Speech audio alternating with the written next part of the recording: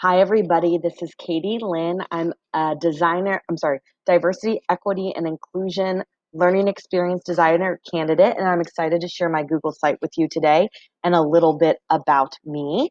I'm going to navigate you through the site. Um, this is my beautiful family. There's me and my why for this work.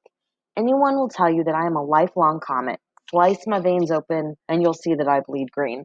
I'm a Mason High School alum, a Mason teacher, a Mason resident, and a Mason parent.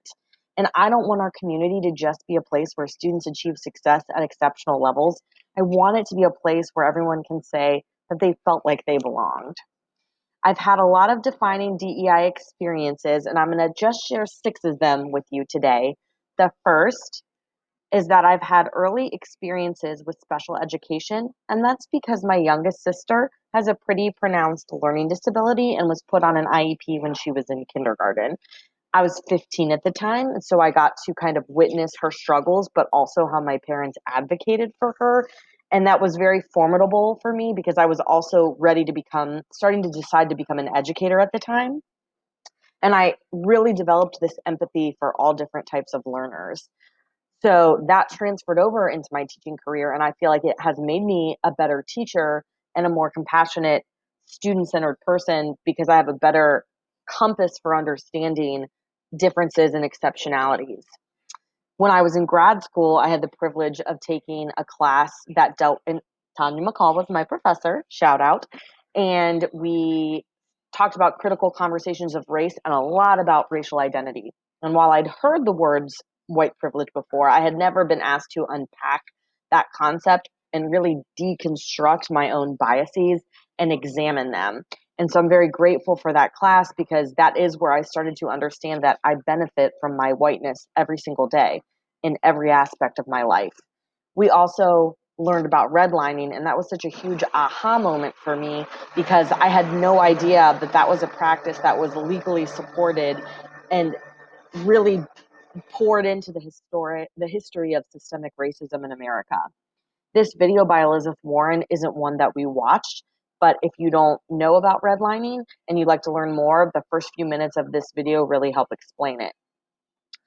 Visiting Taiwan and cultural immersion is so important to me. My husband is a first generation American. His parents immigrated to the United States before he was born. So Taiwan looms largely in our hearts. Marrying into an immigrant family has given me a lot of appreciation about the kind of sacrifices a lot of immigrant families make. And that's similar to a lot of the students in our district. Many of their families are first or second generation Americans. Um, Also, when we visit Taiwan, we totally immerse ourselves culturally. Since I don't speak the native language, I have learned a little bit of what it's like to be an outsider and not have, the context clues necessary to understand a story or a joke and all of those nuances.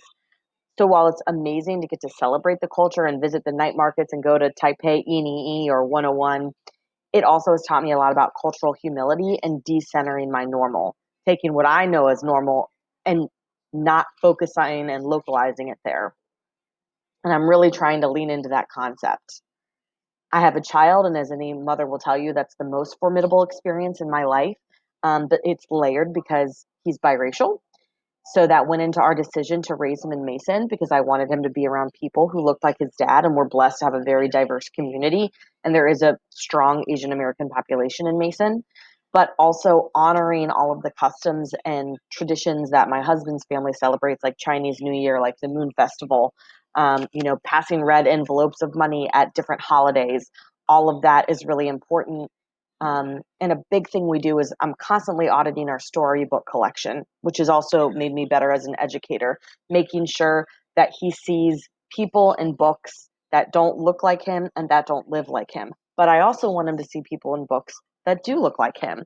So we do have a strong, emphasis on Asian American characters in our storybook collection as well. And that is something I try to bring for my students. Teaching night has been a very robust experience for me as an English language arts teacher.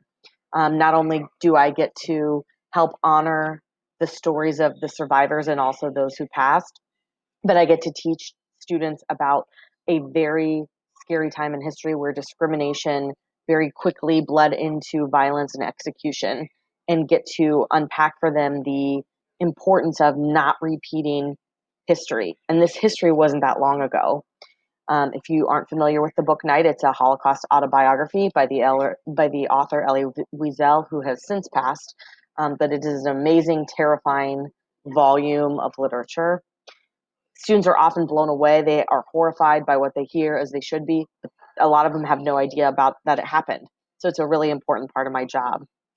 The last defining experience for me was when I went to the Teaching Tolerance Conference last summer. That was right before I became a DEI lead for the building, but really learning about the social justice standards and how to work those into the curriculum has made me a better teacher leader this past year, and helping teachers and other people in the building understand that the social justice standards are just as, if not more important than the curriculum standards. And what are you doing to peel back those curricular layers and help students develop empathy, help students deconstruct stereotypes, help students combat bias. If you'd like to learn a little bit more about my professional resume, you can click on the About page. And if you would like to see some of the work we've done as a building inclusive excellence team, the team I've led, here are some of the projects. And if you'd like to see some of the work I've done singularly or as a leader of the team, here are some of my own projects. And you can scroll down to the bottom and see those. I really appreciate your time and really can't wait to talk with you guys on Thursday. Have a great day.